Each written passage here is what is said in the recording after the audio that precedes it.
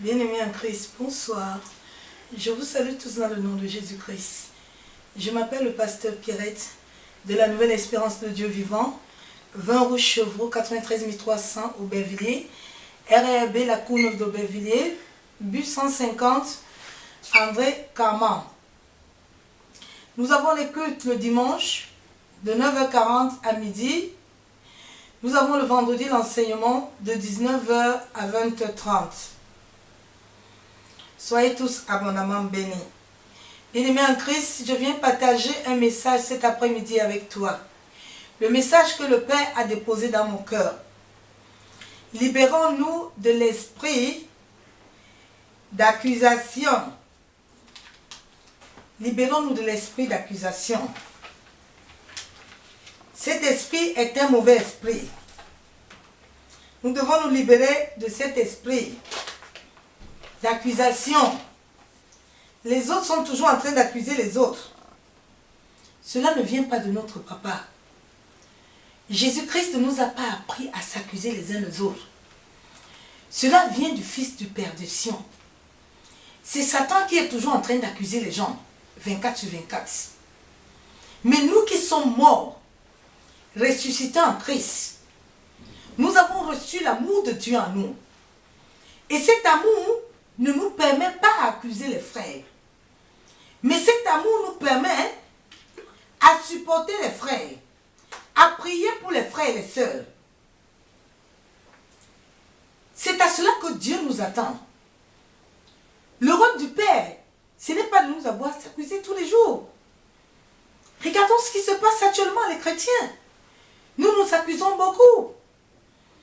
Nous n'arrivons plus à laisser la place au Saint-Esprit d'agir.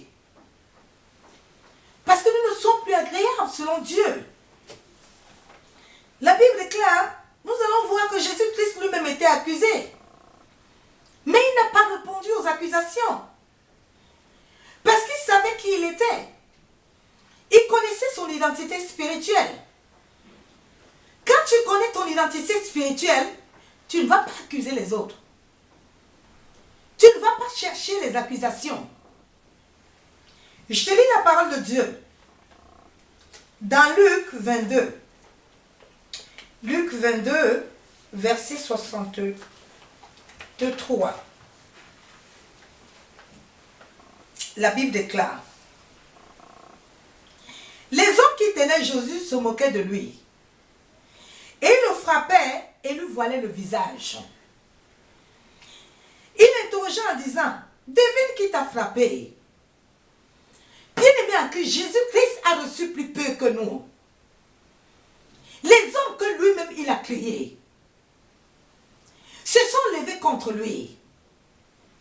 Ils ont commencé à le frapper. Ils ont commencé à l'insulter. Mais penses-tu que Dieu ne pouvait pas, Jésus-Christ ne pouvait pas invoquer son Père, d'envoyer les légions d'anges et de détruire ces personnes? Non. Il savait qu'il était en Christ. Il savait quelle autorité il avait en lui et quelle puissance. Il n'a pas répondu. Et c'est ça que le Père désire pour nous. Il désire que nous soyons de ceux que quand on nous persécute, on prie pour ceux qui nous persécutent. Mais nous ne devons pas nous lever pour aller à l'encontre de nos ennemis.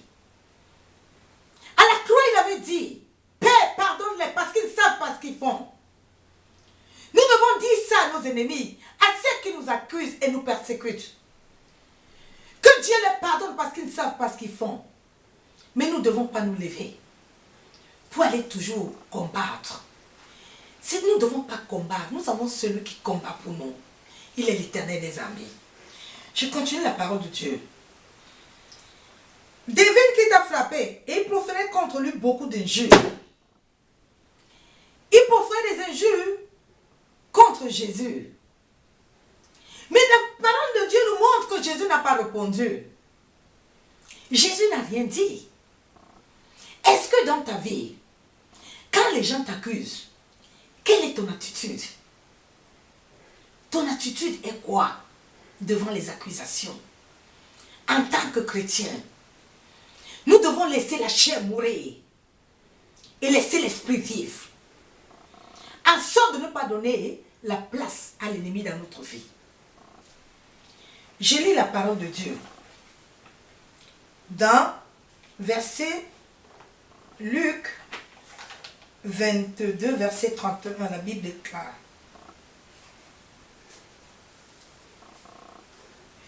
Le Seigneur dit, Simon, Simon, Satan vous a réclamé pour vous cribler comme le froment.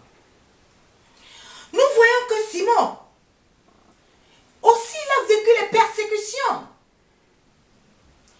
Simon a vécu les mêmes choses que nous sommes en train de vivre. Mais Simon n'était pas là à se plaindre. Je pense aussi que Simon, il souffrait comme toi et moi, ma soeur, mon frère. Mais Simon était à la croix. Simon n'était pas là pour se plaindre. Parce qu'il savait que l'Éternel qui est avec lui, qui marche devant lui, il combat ses ennemis.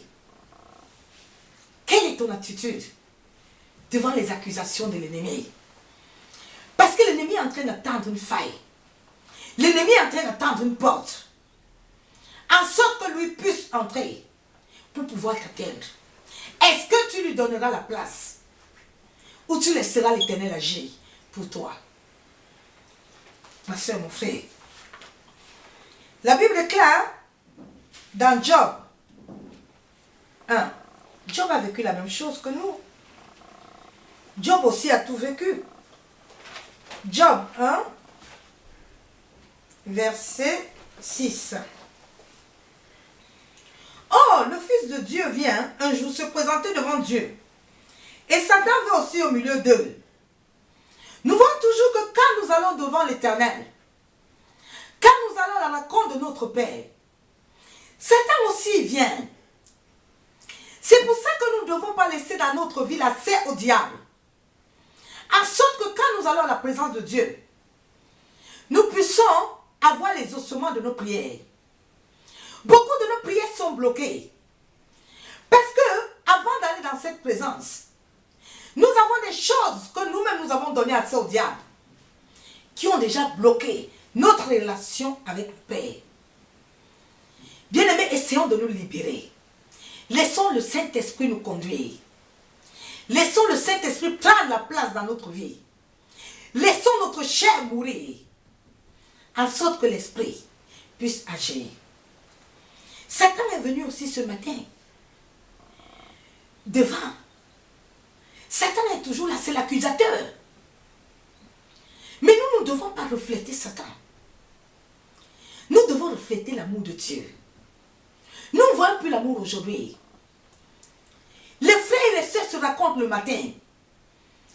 Ils vont à l'église. Mais l'un ne dit pas bonjour à l'autre. Mais quel Dieu nous allons adorer? Nous sommes en train d'aller adorer qui? C'est Dieu que nous sommes en train d'aller adorer. Mais où est l'amour que nous nous montrons? Où est l'amour même dans l'église?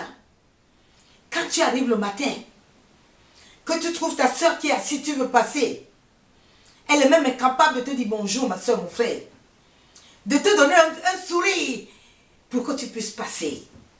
Le visage est serré. C'est toujours la haine. C'est toujours les rancœurs.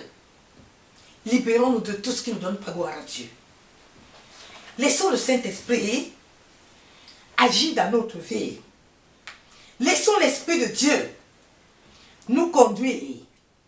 Satan a été précipité du ciel avec ses anges. Il a été précipité, Apocalypse 12, verset 11. Ils l'ont vaincu à cause du sang de l'agneau et à cause de la parole de leur témoignage. Nous avons vaincu Satan à cause du témoignage qui sort de notre bouche que nous sommes des chrétiens. À cause du témoignage qui sort de notre bouche que nous sommes enfants de Dieu. Alors quand nous l'avons vaincu avec ça, nous devons rester avec notre identité. L'identité qui est basée dans l'amour. Pas l'identité qui est basée dans les accusations. Psaume 35, verset 15. De faux témoins s'élèvent. Ils m'interrogent sur ce que j'ignore. Les faux témoins sont toujours là. Tu vas les rencontrer à l'église. Tu vas les rencontrer partout. Mais tu ne dois pas entrer dans le jeu de l'ennemi. Tu dois être comme Jésus, qui a été frappé, qui a été injuré, mais il n'a pas ouvert sa bouche. Est-ce que tu peux rester souvent comme lui, sans répondre à tes ennemis, mais aller à la croix, t'agenouiller et invoquer l'Éternel? La Bible déclare dans Marc 14, verset 61-62, Jésus garda le silence et ne répondit rien. Le souverain sacrificateur l'interrogea de nouveau. Il lui dit, es-tu le Christ, le Fils de Dieu béni? Mais Jésus ne l'a pas répondu. Jésus dit, tu as dit ce que je suis. Il y a des moments dans notre vie que nous avons des situations que nous devons nous taire. Nous ne devons pas répondre. Mais nous devons aller en sorte de laisser la justice de Dieu d'agir. Et c'est là où l'Éternel va agir à notre faveur. L'esprit d'accusation, bien-aimé, c'était un esprit d'imputation, reproche d'une nation barbare. N'ouvrons pas notre vie à cet esprit. Avant notre conversion et notre brisement intérieur et extérieur, que beaucoup n'ont pas encore reçu, nous étions remplis de tout ce qui était des Caïns. Refusons cet esprit dans notre vie, qui se manifeste encore dans beaucoup de chrétiens. Si nous laissons le Saint-Esprit de Dieu agir dans notre vie, nous n'allons pas, l'esprit d'accusation ne pourra pas régner dans notre vie. Parce que quand nous avons l'esprit d'accusation, des fois nous accusons aussi Jésus à cause de notre vie, alors que lui n'est pour rien. C'est chacun qui a son problème. Si tu arranges bien ton lit, tu vas bien dormir. Mais si tu l'arranges mal, tu vas mal dormir. L'ignorance de notre identité spirituelle nous introduit certainement dans des situations de compromis et nous place constamment en position de culpabilité et fait de nous des sujets d'accusation par Satan. Ma soeur, mon frère, cet esprit brise des relations. Il amène la division. Nous rejetons facilement le fait. Pour ne pas se faire, nous jetons facilement le fait sur d'autres personnes. Pour ne pas se faire face à la vérité.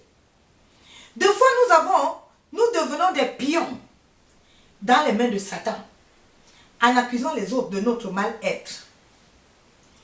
Nous devons faire attention. Car même si ce que nous disons est juste, mais il y a des manières que nous devons le dire. Il y a des manières que nous devons le dire. Nous devons faire attention sur tout ce qui sort dans notre bouche. Nous devons avoir l'amour en nous. Nous ne devons pas avoir l'esprit des faux pardons. Souvent nous disons que nous avons pardonné. Alors que cela n'est pas la réalité, nous n'avons pas pardonné. Nous faisons semblant. Nous devons être vrais avec nous-mêmes. Cet esprit d'accusation utilise souvent les gens que nous avons. Et parfois, ces personnes que nous aimons n'entrons jamais dans un désir de vengeance. Cela donne droit légal à Satan souvent dans notre vie. Manque d'incompréhension. On accuse à tort et à travers.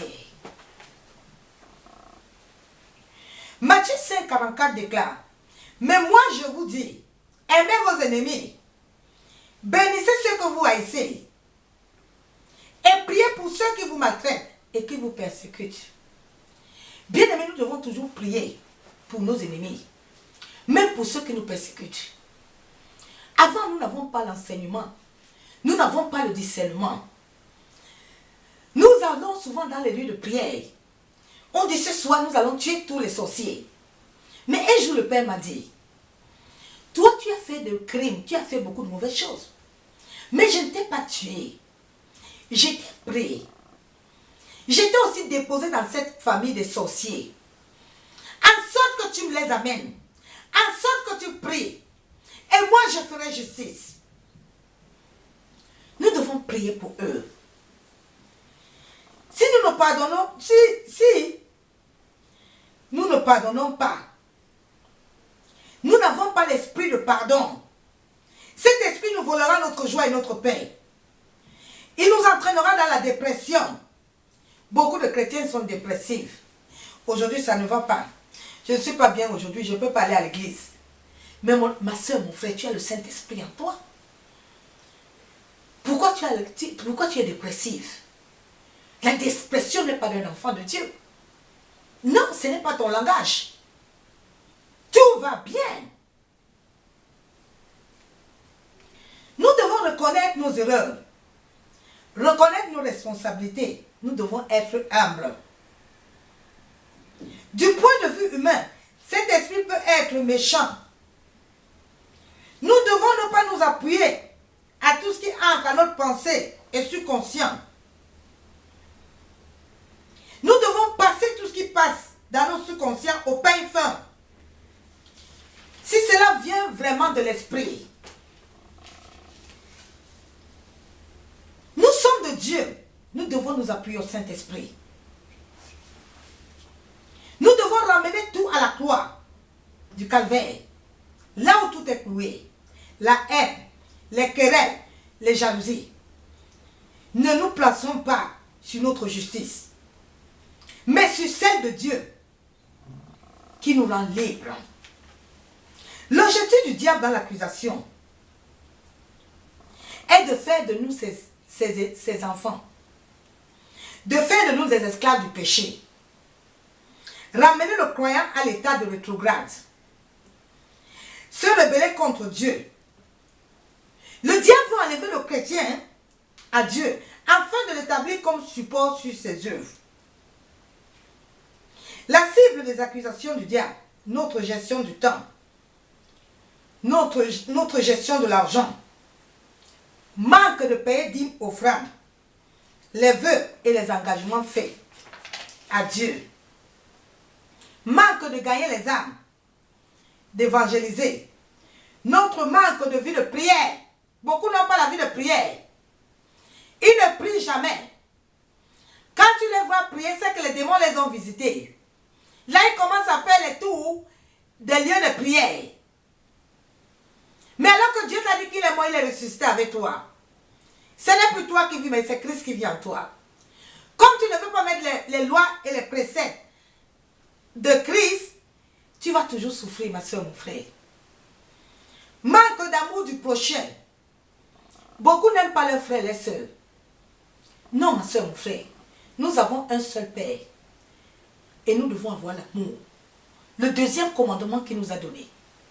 Et il nous a aimés. Et nous, en retour, nous devons aimer les frères. Notre relation avec les autres. Nous devons faire attention à ce qui sort dans notre bouche.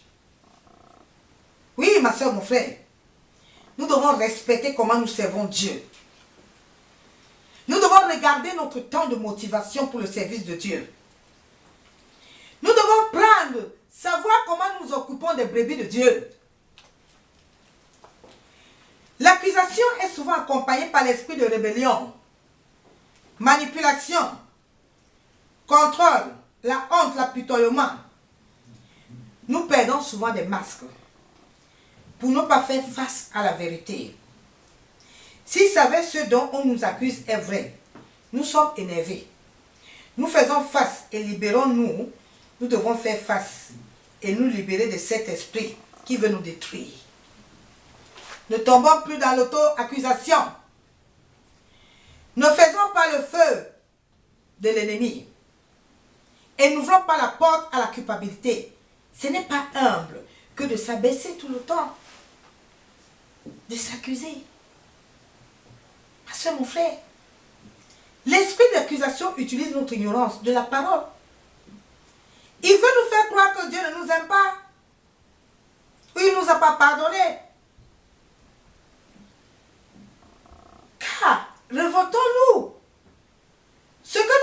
s'aimer, c'est ce que nous allons récolter. Nous devons reconstruire la confiance en nous-mêmes, notre crédibilité face à notre entourage. Mais nous ne devons pas oublier une chose, que tout cela est la répercussion de ce que nous avons sémé. Nous devons accepter que Dieu nous aime et il nous prend tels que nous sommes. Il est heureux que nous soyons ses enfants. Bien-aimés en Christ, ne laissons jamais Satan avoir du succès derrière nos paroles. Parce que nos paroles donnent souvent l'accès au diable. Faisons attention. Cachons-nous dans la prière. Évitons les critiques, les accusations. Pardonnons-nous. Obéissons à l'Esprit de Dieu, à son écoute. Et soyons résistants. Soyez tous abondamment bénis. Dans le nom de Jésus-Christ, je vous aime, l'amour de Dieu.